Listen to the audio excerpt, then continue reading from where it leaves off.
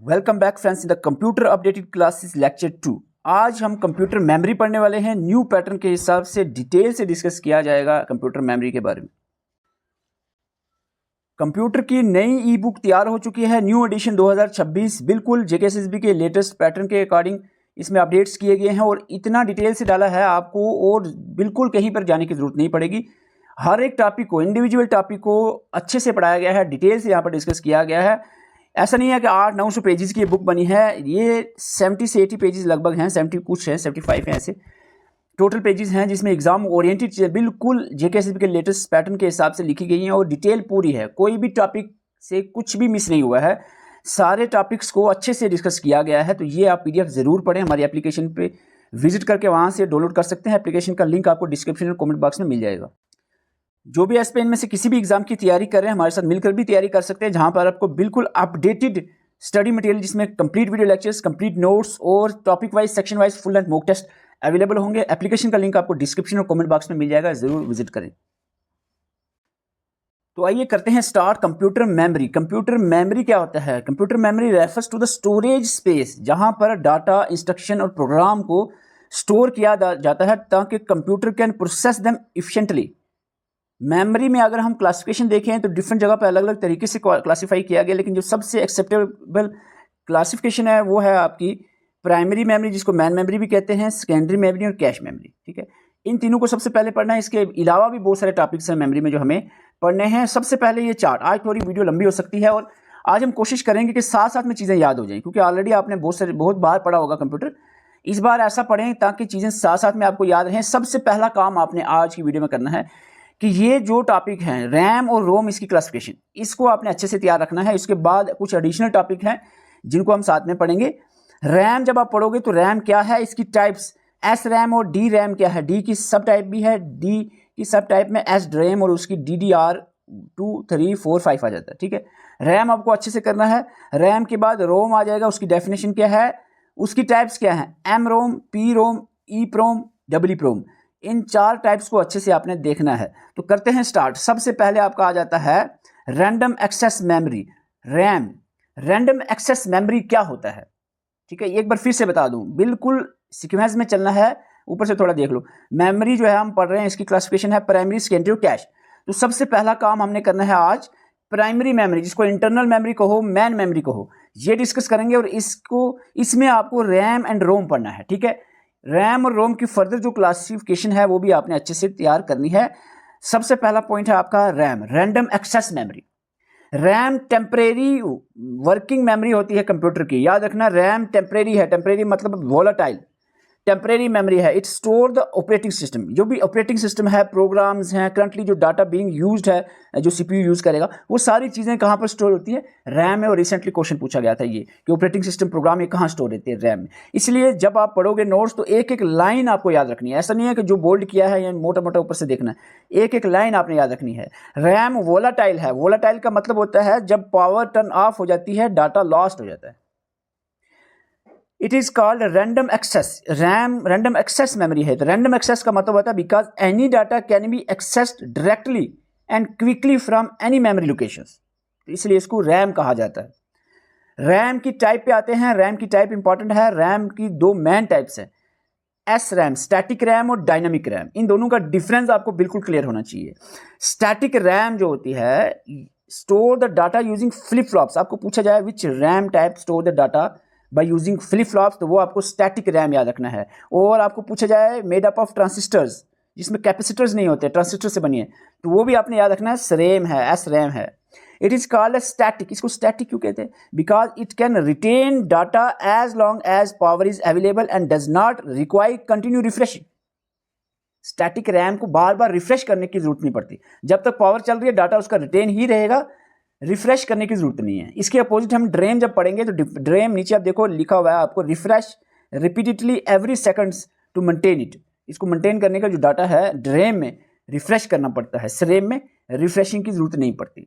SRAM is very fast. देखो आप पूछा जाए आपको SRAM और ड्रेम में फास्ट कौन है, SRAM है। Is therefore used in the cache memory. आपको पूछा जाए which memory type of memory is used in cache memory, तो एस स्टैटिक रैम यूज होती है as L1, L2, L3 cache inside the CPU। क्योंकि ये फास्ट है इसलिए कैश मेमोरी में यूज़ होती है। However it is expensive, fast है लेकिन expensive to manufacture and occupies more physical space which limits storage capacity. Storage capacity इसकी लिमिटेड होती है और एक्सपेंसिव होती है ये, हालांकि फास्ट है, ठीक है, रैम से फास्ट है।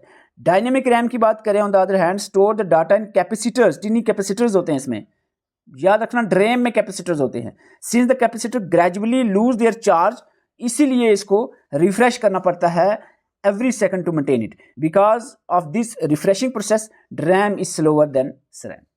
बार बार रिफ्रेश करना पड़ता है इसलिए ये RAM से स्लो है। However, it is cheaper and can store much more data in less space. Due to its high storage capacity and lower cost, RAM is commonly used as main memory of the computer. कोई इसमें दिक्कत है? आप एक बार ध्यान से, थोड़ा सा अगर टाइम लग जाता है, एक बार चीज़ें क्लियर करते हुए चलें आगे। हम पढ़ रहे हैं रैम और उसकी दो टाइप्स हैं, स्टैटिक रैम और डायनामिक रैम। इसका डिफरेंस क्या है वो आपको समझकर चलना है आगे। आगे हम आपको बता दें, डायनामिक रैम जो होती है, रैम है, इसकी सब टाइप होती है एस ड्रैम, जिसको सिंक्रोनस डायनामिक रैम कहते हैं। This is modern standard of DRAM. DRAM का एक मॉडर्न स्टैंडर्ड है। It synchronizes itself with the CPU's bus speed, उसकी जो क्लॉक स्पीड है सीपीयू की उससे सिंक्रोनाइज करता है। This synchronization allow the memory controller to know the exact clock cycle when the requested data will be ready. देखो CPU की cycle कैसे चल रही है, इससे अगर ये चीज़ समझ ले अगर मैं प्राइमरी मेमोरी, तो वो अपना जो नेक्स्ट डाटा है, नेक्स्ट इंस्ट्रक्शन है, वो तैयार रखे कि हाँ भाई अब वो साइकिल खत्म होने वाली, नेक्स्ट इंस्ट्रक्शन तैयार होनी चाहिए। ठीक है, तो ये आपको ये जो चीज़ है ये इसमें देखने को मिलती है एस ड्रैम में। एस ड्रैम्स की भी फर्दर जनरेशंस हैं जिसमें आपका डबल डाटा रेट आ जाता है, DDR, double data rate 2, 3, 4 and 5। Each new generation offers increase transfer rate. S dram की जो नई जनरेशन आ रही हैं, DDR 2, 3, 4, 5 तक आ चुकी हैं। ये जितनी ज़्यादा जनरेशन बढ़ती रहेगी इसमें जो अपडेट होती रहेगी to increase transfer data, higher capacity, limit and lower voltage requirement, तो ये जो है अपडेशंस होती रहती हैं इसमें एस ड्रैम में। आज हम पढ़ रहे हैं कंप्यूटर मेमोरी, जिसमें हमने देखा प्राइमरी मेमोरी, सेकेंडरी मेमोरी और कैश मेमोरी क्लासिफिकेशन है। प्राइमरी हमने स्टार्ट की, प्राइमरी में हमने देखा दो टाइप्स हैं, रैम एंड रोम। रैम हमने डिस्कस की जिसमें दो टाइप थी, ड्रेम और स्रेम, वो हमने डिस्कस की। अब हम बात करेंगे रोम की, रीड ओनली मेमोरी की। रीड ओनली मेमोरी यानी रोम जो है ये नॉन वोलाटाइल है। याद रखना, ROM is non volatile. Non volatile का मतलब है data stored in ROM is retained even when the computer is power down. Simple भाषा में कहूँ, बिजली चली जाए, पावर चली जाए, तब भी डाटा रिटेन रहेगा, डाटा लॉस नहीं होगा। इसको नॉन वोलाटाइल कहते हैं। ट्रेडिशनली जो है डाटा इन रोम को could not be read, not modified, written to, hence the name ROM. इसका नाम देखो, रोम रीड ओनली मेमोरी क्यों है? ट्रेडिशनली आप देखो, अब रोम की और टाइपें आ रही हैं, तो अब डाटा इरेज भी हो सकता है, रीराइट भी हो रहा है। लेकिन ट्रेडिशनली अगर हम देखें तो रोम सिर्फ इसमें डाटा रीड किया जा सकता था, राइट नहीं, लिखा नहीं, रिटर्न नहीं होता था, मॉडिफाई नहीं किया जाता था, इसलिए इसको रोम रीड ओनली मेमोरी कहा गया। क्योंकि आगे हम देखेंगे तो इसकी टाइप्स, जो कि देखो हर चीज़ में अपडेट आती है ना, रोम की टाइप्स में आप देखते हो एम प्रोम और पी प्रोम, जो कि ओनली रीड ओनली है, जिसमें डाटा को रीराइट नहीं किया जा सकता। लेकिन उसके आगे अगर थोड़ा और आगे बढ़ें, रोम की टाइप में आपको ई प्रोम, डबल ई प्रोम मिलेगी, जिसका मतलब है erasable programmable read only memory और इलेक्ट्रिकली इरेजेबल प्रोम। तो इसमें इरेज होने का जो ऑप्शन है वो आ गया, क्योंकि अपडेट होते हैं तो चीज़ें एडवांस होती हैं। तो रोम में कोई डेफिनेशन में दिक्कत, रोम क्या है? नॉन वोलेटाइल है, इसका मतलब परमानेंट है, इसमें डाटा रिटेन रहेगा चाहे लाइट चली जाए। ठीक है, रोम इसको क्यों कहा गया? क्योंकि ट्रेडिशनली जो है इसमें सिर्फ रीड किया जाता था, डाटे को मॉडिफाई या रिटर्न नहीं किया जाता था। रोम इज प्राइमली यूज, देखो रोम, आपको ये क्वेश्चन बहुत बार पूछा है, ROM is primarily use to store the firmware. Firmware जैसे मोस्ट इंपॉर्टेंट एग्जांपल फिर्मवेयर की ले लो आप।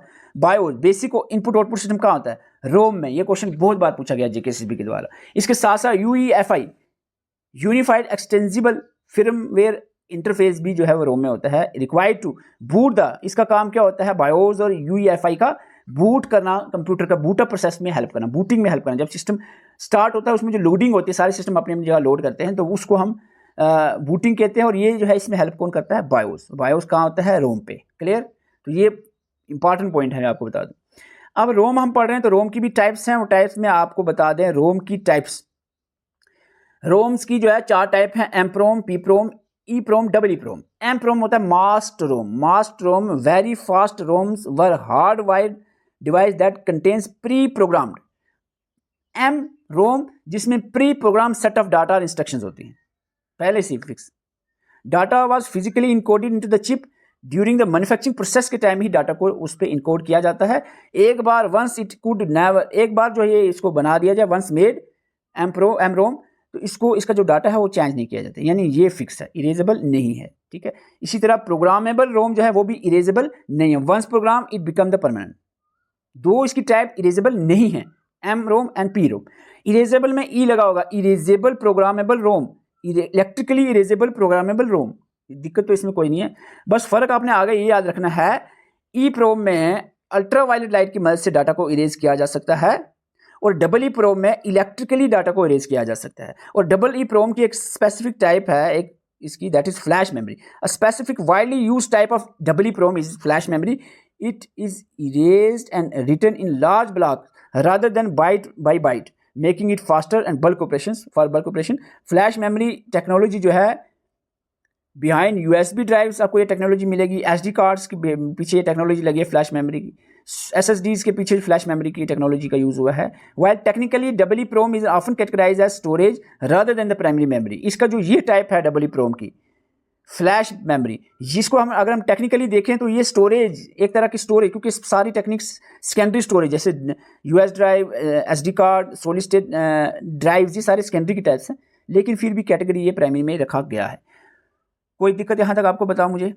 ये हमारा पहला पार्ट कवर हो गया मेमोरी का। देखो वापस से मैं बता दूं, आज हम मेमोरी पढ़ रहे थे। कंप्यूटर मेमोरी में आपने देखा कंप्यूटर मेमोरी की तीन टाइप्स हैं, प्राइमरी मेमोरी, सेकेंडरी मेमोरी और कैश मेमोरी। ठीक है, प्राइमरी मेमोरी हमने स्टार्ट की, इसमें आपको हमने बताया प्राइमरी मेमोरी में रोम और रैम और रोम दो टाइप्स होती हैं। इसकी क्लासिफिकेशन आपके सामने है, इसमें क्या डिफरेंस है, रैम आपने देखा क्या है, और इसकी दो टाइप्स सरेम और ड्रेम में क्या डिफरेंस है, और ड्रेम की एक वो टाइप है दैट इज एस्ट्रेम, वो भी आपने देखी। इसके बाद हम रोम पर आए, रोम की टाइप्स आपको हमने बताई, एम रोम, मास्क रोम आ गया, प्रोग्रामेबल रोम आ गया, इसके बाद ई प्रोम, डबल ई प्रोम आ गया। ठीक है, डबल ई प्रोम में फ्लैश मेमोरी आपने देखी। अब हम आते हैं कैश मेमोरी पे। कैश मेमोरी पे बार बार क्वेश्चन पूछा जा रहा है जेके के द्वारा। अगर आप ये चार्ट ही एटलीस्ट ये चार्ट अगर आप अच्छे से देख लेते हो तो आपकी कैश मेमोरी जो है वो अच्छे से तैयार हो जाएगी। तो इस पे हम नजर लगाते हैं कैश मेमोरी क्या है। थोड़ा सा इसको जूम कर लेता हूं मैं, कैश मेमोरी। ठीक है, ओके। कैश मेमोरी जो होती है, cash is an extremely fast, बहुत फास्ट मेमोरी होती है, relatively small type of SRAM आपको पहले बता चुका हूँ, SRAM में यूज होता है कैश, SRAM को यूज करता है। Located physically close to or directly on the CPU die, CPU die पे या उसके क्लोज में कैश मेमोरी पाई जाती है, सीपीयू और मैन मेमोरी के बीच में। It act as a high speed buffer between CPU and the RAM और सीपीयू के बीच में एक हाई स्पीड बफर की तरह एक्ट करती है कैश मेमोरी। सारी पॉइंट्स याद रखने हैं। सिंपल लैंग्वेज में फिर से बताता हूँ, cache is a small high speed memory located between CPU and main memory. It store frequently access data and instruction to speed up the processing. जो भी डाटा फ्रीक्वेंटली यूज होता है उसको जो है कैश में स्टोर करता है computer. How it works, CPU cash कैसे काम करता है? Cache memory improve the computer speed by reducing the time the CPU spend waiting for data. देखो, अगर कैश मेमोरी बीच में ना होती तो सीपीयू को मैन मेमोरी से डाटा उठाना पड़ता है, या रजिस्टर मैन मेमोरी में से डाटा उठाते तो उसमें टाइम लग सकता है। इसलिए बीच में सीपीयू आ गया जो कि एक फास्ट मेमोरी है। Fast memory, it act as a buffer between the अपना CPU and main memory. CPU work much faster than the RAM से बहुत तेज काम करता है सीपीयू। तो अगर जो है कैश मेमोरी बीच में ना होती तो जो सीपीयू की वर्किंग जो है वो स्लो हो जाती। So if the data had to be fetch directly from the RAM, अगर डाटा सीपीयू डायरेक्ट रैम से लेता every time, the processor would slow down significantly. Simple सी नॉलेज, एक कॉमन सेंस की बात है। टू सोल्व दिस प्रॉब्लम, इस problem को सोल्व करने के लिए system stores frequently use data and instruction in a small very fast memory that is called cache memory. Before accessing the RAM, CPU सबसे पहले चेक करता है कि जो रिक्वायर्ड डाटा है कि वो कैश में अवेलेबल है, मोस्टली कैश में अवेलेबल होता है। अब कैश हिट और मिस का कंसेप्ट यहां पर आ जाता है। इफ सीपीयू जब ढूंढता है क्या रिक्वायर्ड, जो next instruction required data cache में है, if the data is found in the cache, it is called as cache hit and the CPU get the data quickly और उस पर प्रोसेसिंग स्टार्ट करता है। If the data is not present in the cache, it is called cache miss and the CPU must retrieve the data from the slower main memory से जाकर उसको लेना पड़ता है। तो कैश हिट और मिस को बड़ी मुश्किल टर्म बिल्कुल भी नहीं है। This process help improve overall system performance and the speed, processing speed. तो आई डोंट थिंक इस जो आपको मैंने यहाँ पर बोला कैश मेमोरी क्या है, ये कैसे काम करता है और कैश हिट और कैश मिस क्या है, इसमें कोई दिक्कत की बात नहीं होनी चाहिए। और कैश के लेवल्स हैं, आपको बता दूं कैश मेमोरी जो है इसके लेवल 1, लेवल 2 और लेवल 3 की कैश मेमोरी होती है। लेवल 1 टिपिकली बहुत छोटा होता है, इसकी कैपेसिटी 32 से 128 KB की होती है, लेकिन सबसे फास्टेस्ट, सबसे छोटा लेकिन सबसे फास्टेस्ट एंड स्मॉलेस्ट कैश होता है। It is built directly into the CPU core. Each core typically has its own L1 cash split into instruction cache and data cash. L2 की बात करें, लेवल 2 कैश जो है इसका ये थोड़ा ज़्यादा कैपेसिटी होती है 256 KB से 8 MB तक, larger but slightly slower then the L1। जितनी ज़्यादा बड़ी होगी मेमोरी वो स्लोअर होती है। It may be shared between CPU cores and dedicated to specific cores depending on the architecture. L3 की बात करें तो ये और ज़्यादा बड़ी होगी तो और जो है ज़्यादा स्लो होगी। तो इसका मतलब सबसे जो फास्टेस्ट कैश की टाइप है वो L1 ही है। ओके, तो कैश मेमोरी पर आई थिंक ये आपको कंसेप्ट चीज़ें क्लियर रहेंगी। पहले हमने पढ़ा प्राइमरी मेमोरी, फिर कैश मेमोरी बीच में ऐड कर दिया, कुछ छोटा ही था। अब हम पढ़ेंगे सेकेंडरी मेमोरी। 3 ही टाइप मैन हमने इसमें पढ़ी थी, इसके बाद और बहुत सारी टर्म्स हैं मेमोरी के रिलेटेड, लेकिन पहले ये जो मैन क्लासिफिकेशन है इसको कवर कर लेते हैं। ठीक है, सेकेंडरी स्टोरेज, इसको एक्सटर्नल स्टोरेज भी कहते हैं, नॉन वोलाटाइल है, परमानेंट मेमोरी होती है जो डाटा को परमानेंटली होल्ड करता है अंटिल जो है डिलीट या रीराइट ओवर रिटर्न किया जाए। डिलीट या ओवर रिटर्न करने वो अलग बात है, अदरवाइज ये परमानेंटली स्टोर करता है डाटा को। इवन विदाउट पावर ना भी हो, लाइट चली हुई तब ये डाटा स्टोर रहता है। It is not directly access by CPU। ये तो पहले CPU यूनिट में हमने पढ़ाया था। CPU तो सबसे पहले रजिस्टर से लेता है, फिर बीच में कैश मेमोरी आ गई, फिर उसके बाद मैन मेमोरी आ गई, सेकेंडरी तक नहीं जाता। Data must first be loaded into the RAM before CPU get processing. Simple भाषा है। सेकेंडरी में अगर कोई डाटा पहले वो प्राइमरी में जाएगा, फिर प्राइमरी से CPU लेगा, या प्राइमरी से कैश में, कैश से CPU, या कैश से रजिस्टर में, रजिस्टर से CPU। CPU जो है CPU मैन है। CPU काम कौन करता है? ब्रेन ऑफ द कंप्यूटर कौन है? CPU। ठीक है, कोई भी काम अगर कंप्यूटर के देते हैं वो CPU ही करेगा। सेकेंडरी मेमोरी आपको बता दें, सेकेंडरी मेमोरी को जनरली हम क्लासिफाई करते हैं 3 टाइप्स में, मैग्नेटिक स्टोरेज, ऑप्टिकल स्टोरेज और सॉलिड स्टेट स्टोरेज SSD या डिवाइस एंड स्टोरेज। ठीक है, तो ये 3 आपने याद रखना है। मैग्नेटिक में आपका magnetic tape, magnetic disk, hard disk drive, floppy disk आ जाता है। ऑप्टिकल की बात करें, optical disc CD, DVD, CD-ROM, DVD-ROM, CD-RW यानी CD रीराइटेबल, CDR यानी CD recordable, WOM write once read many, Blu ray disc. तो ये आपके ऑप्टिकल स्टोरेज में आ जाता है। सॉलिड स्टेट स्टोरेज में आपका पेन ड्राइव, जिसको फ्लैश ड्राइव भी कहते हैं, USB ड्राइव, मेमोरी कार्ड्स आ जाते हैं। क्लियर? पहला क्वेश्चन, पहले तो यहीं से क्वेश्चन आपको बन सकता है। ठीक है, ये पॉइंट्स आपने याद रखने हैं। सबसे पहले आ गया मैग्नेटिक स्टोरेज। तो मैग्नेटिक स्टोरेज जो है rely on magnetizing particle, magnetizing particle पर रिलाई करता है on the surface to represent ones and zeros. Magnetic tape सबसे बड़ी एग्जांपल है इसकी। Use a long strip of magnetic film wound on a reel. पहले ज़माने की कैसेट्स तो आपको याद होगी, इस तरह की जो कैसेट्स होती थी जिसमें रील्स होती थी, बच्चे खेलते भी थे हम लोग जब छोटे होते ऐसे। ठीक है, तो ये जो है ये कैसेट, इसको मैग्नेटिक टेप कहते हैं। Similar to the audio cassettes but much larger and more advance. Use case की बात करें, सिक्वेंशियल एक्सेस। आपको बता दें मैग्नेटिक टेप में सिक्वेंशियल एक्सेस सिर्फ होता है, you have to fast forward through the tape to read the specific data. अगर आपकी कोई गाने की चल रहे हैं एक कैसेट पे, तो एक चल रहा है, उसको आप तीसरे आगे जाने के लिए आपको कोई जंप नहीं कर सकते, आपको वो आगे स्पीड करना पड़ता था, मूव फॉरवर्ड, ऐसे फास्ट फॉरवर्ड करना पड़ता था आगे जाने के लिए। डायरेक्ट जो है वो रैंडम एक्सेस, क्विक एक्सेस नहीं इसमें होता है मैग्नेटिक टेप में। ठीक है, कैपेसिटी इसकी बहुत बड़ी होती है, कैपेसिटी बहुत बड़ी होती है, इमेंस कैपेसिटी, वेरी चीप, पर गीगाबाइट के हिसाब से बहुत चीप है, highly reliable for long term cold storage के लिए। इसकी जो कॉन्स हैं ये आपका आ गया, incredibly slow random access time. Hard disk drive की बात करें, is non volatile direct access electromechanical storage device होती है, use to store and retrieve digital data. Simple है, it contains rotating magnetic platters. Hard disk में rotating magnetic platters होते हैं on which the data is written, usually उसमें magnetic heads होते हैं। All major programs, operating system, user files are stored on the hard disk. Data on the hard disk जो है वो organise होता है ट्रैक, सेक्टर और सिलेंडर्स में। याद रखना, इस पर भी क्वेश्चन एक बार बना था। जो हार्ड डिस्क होती है उसमें डाटा जो है वो ट्रैक, सेक्टर्स और सिलेंडर में ऑर्गेनाइज होता है। फर्स्ट RDD जो हार्ड डिस्क ड्राइव है वाज इंट्रोड्यूस्ड बाय IBM इन 1956। मॉडर्न हार्ड डिस्क ड्राइव जो हैं commonly stored hundreds of gigabytes to several terabytes तक टीबी तक डाटा स्टोर करती है। फैट की बात करें, file allocation table is a table maintained by MS DOS and Windows that keep the track of where the files and directories are located on the disk. Hard disk drive जो है speed is measured by RPM, revolution per minute. Hard disk drive की speed पूछा जाए तो revolution per minute RPM से आपने याद रखना है। डाटा ट्रांसफर रेट या फिर एमबीपीएस एंड एक्सेस और सीक टाइम, ये तीनों से हार्ड डिस्क की स्पीड मेजर होती है। फ्लॉपी ज़्यादा यूज नहीं होती, is not much used in today in नोवाडेज।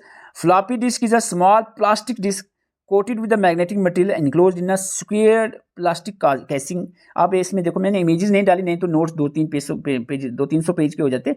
तो आपको आप क्या करना है, आप किसी चीज़ को आप देखना चाह रहे हो, आपको गूगल पर सर्च कर सकते हो हार्ड डिस्क कैसी दिखती है, फ्लॉपी डिस्क कैसी दिखती है, इनपुट डिवाइस ये वाली कैसी दिखती है। वो उसमें 1 सेकंड लगेगा आपको चेक करने में, गूगल पर सर्च करने में, ठीक है।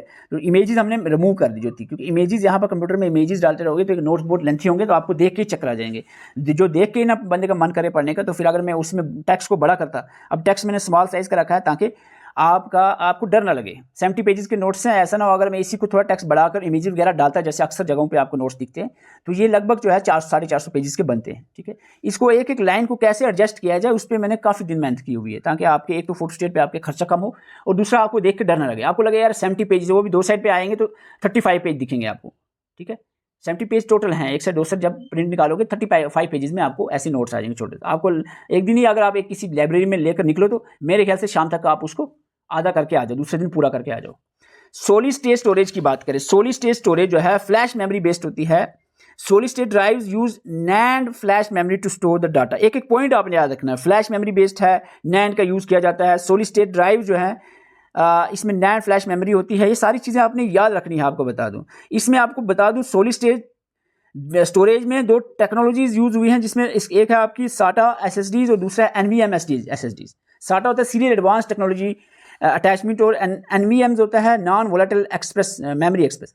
तो ये 2 टेक्नोलॉजी जो है न्यू आपकी इन्वेंट हुई हैं। इसके बाद हम बात करें, साटा पहले यूज़ होता था जो कि 500 से 600 MB है। इसके बाद जो है जीबीज में आ गया स्पीड इसकी एनवीएम एसएसडीज में, ठीक है।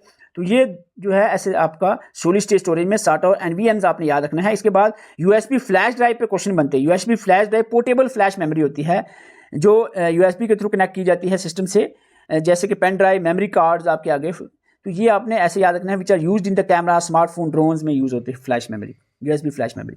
ऑप्टिकल स्टोरेज में सीडी, डीवीडी, ब्लूरे डिस्क आपने याद रखने हैं। इतना इसमें मुश्किल को है नहीं जो इसमें आपको समझाने की जरूरत पड़े।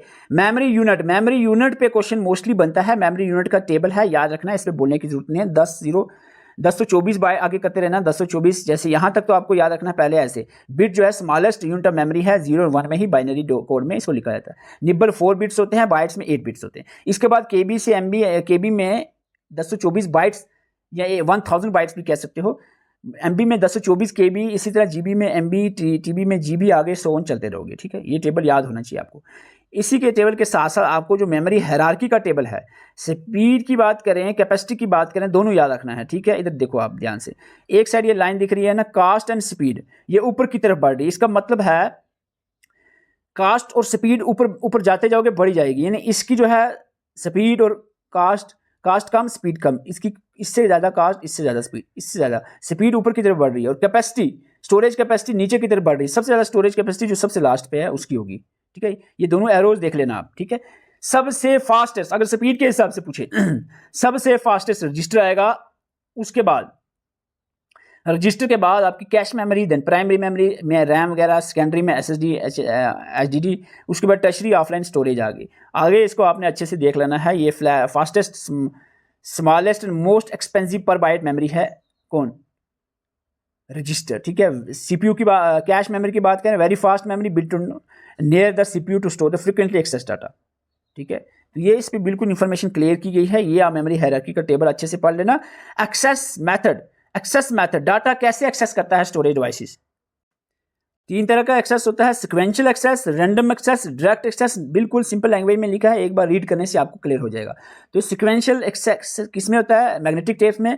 रैंडम एक्सेस किस में होता है? ये एग्जांपल है आपकी रैम, रोम, एसएसडीज में होता है। डायरेक्ट एक्सेस आपका हार्ड डिस्क, सीडी और फ्लॉपी डिस्क में होता है। इसके बाद हम बड़े मेमोरी मैनेजमेंट की तरफ। मेमोरी मैनेजमेंट में जो टर्म्स हैं इस पे आप क्वेश्चन बन रहे हैं। अब जेके भी थोड़ा एडवांस हो रहा है, प्राइमरी सेकेंडरी और टर्शियरी कैश मेमोरी से आगे बढ़ के मेमोरी मैनेजमेंट के जो कंसेप्ट्स हैं और इसके अदर जो एडिशनल कंसेप्ट और हम आगे देखेंगे उन पे क्वेश्चंस बढ़ रहे हैं। तो memory management is an important function of operating system that controls and manage the computers man memory. RAM को कंट्रोल मैनेज करता है।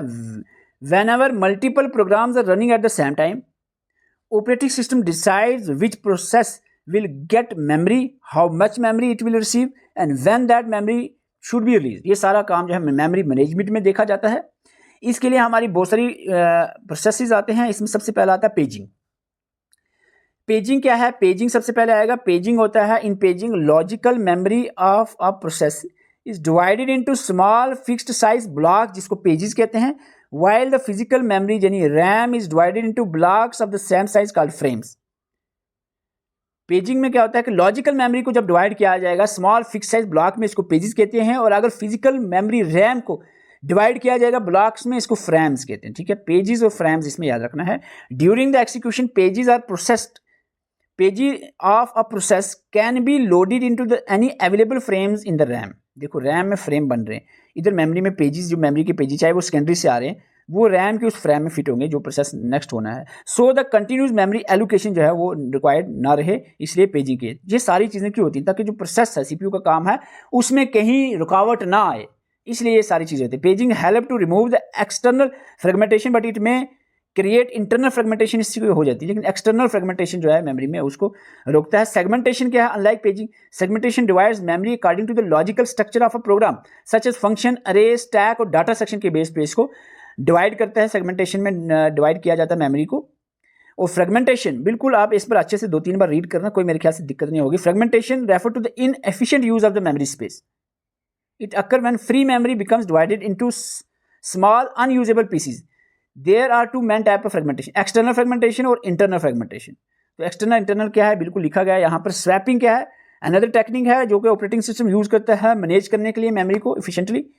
इन swapping entire process is temporarily moved from the main memory to secondary memory hard disk, later brought back for execution. आपको मैं मेरे ख्याल से CPU unit में आपको पढ़ा चुका हूँ स्वैपिंग के बारे में। एक को काम चल रहा था, इसको क्या करता है, कभी कभार स्वैपिंग हो जाती है, ऑपरेटिंग सिस्टम इसको वापस से सेकेंडरी में डाल देता है, फिर कुछ देर बाद उसको वहीं से वापस प्राइमरी में आता है, वहीं से उस पर प्रोसेस स्टार्ट होता है, आगे चलता है वो।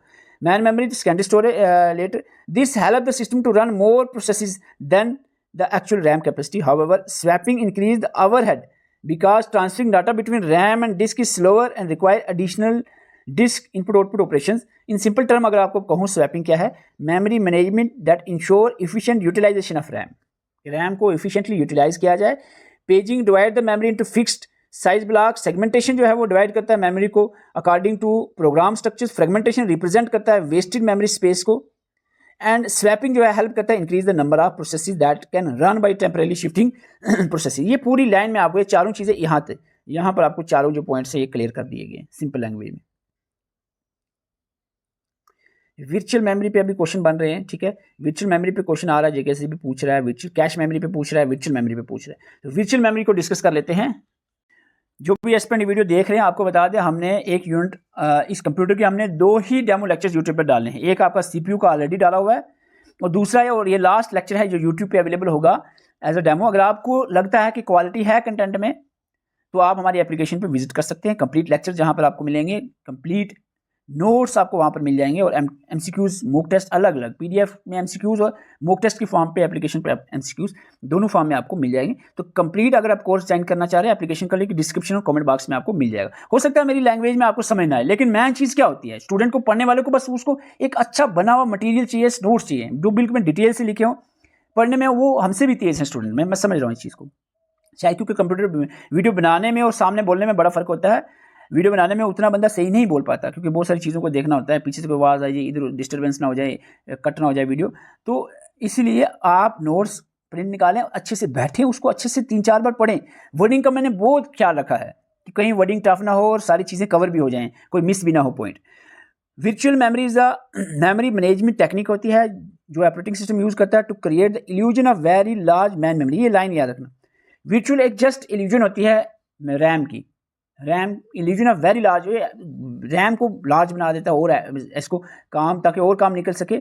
It allows a computer to run program even when the physical RAM जो है वो खत्म हो, कम हो, फिर भी जो है काम चले, प्रोग्राम चले। तो इस तरह की तरीके से ये रैम में एडिशन करता है मेमोरी को। It is not large enough to hold entire program at the same time.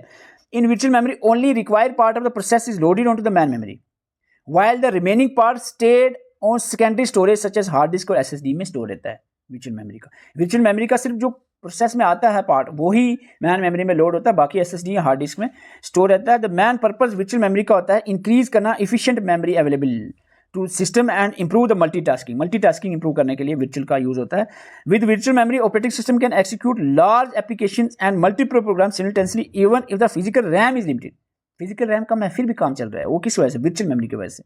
Working की बात करें अगर हम, working when program is executed the operating system divides it into smaller parts called pages, ये हम पढ़ चुके हैं। Only the page currently needed by CPU are loaded into the RAM. The remaining pages remain stored in the disk in a special area called swap space or paging file.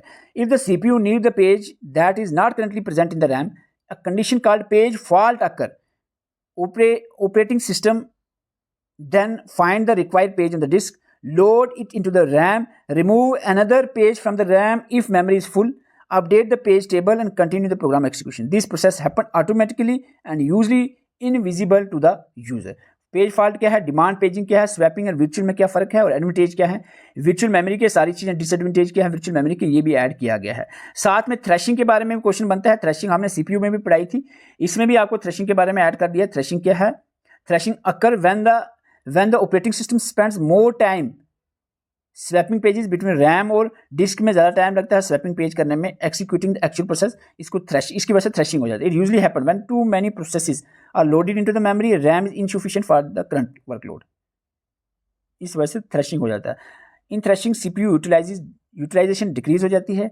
System में threshing की swapping का आपने देखा, paging, swapping, fragmentation सारे process, जब swapping ज़्यादा होने लगे, रैम और हार्ड डिस्क में शिफ्टिंग होने लग जाए पेजेस की, तो इस केस में जो है वो सिस्टम में थ्रेशिंग आ जाता है, जिससे यूटिलाइजेशन, जो प्रॉपर यूटिलाइजेशन सीपीयू की नहीं हो पाती, सिस्टम बिकम एक्सट्रीमली स्लो हो जाता है, फ्रीक्वेंट पेज फॉल्ट जो है वो अक्कर होने हो जाते हैं शुरू। ये पेज में आपको मैंने थोड़ा इजी लैंग्वेज में भी ऐड किया है वर्चुअल मेमोरी और कैश मैपिंग के बारे में।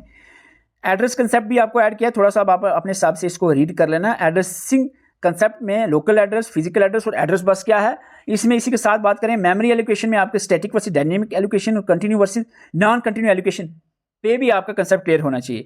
पेज रिप्लेसमेंट एल्गोरिथम पे क्वेश्चन बन रहे हैं, first in first out, least recently used, ये दो टॉपिक जो है FIFO और LRO जो है इस पे क्वेश्चन बनता है। ऑप्टिकल पेज रिप्लेसमेंट भी ऐड किया है।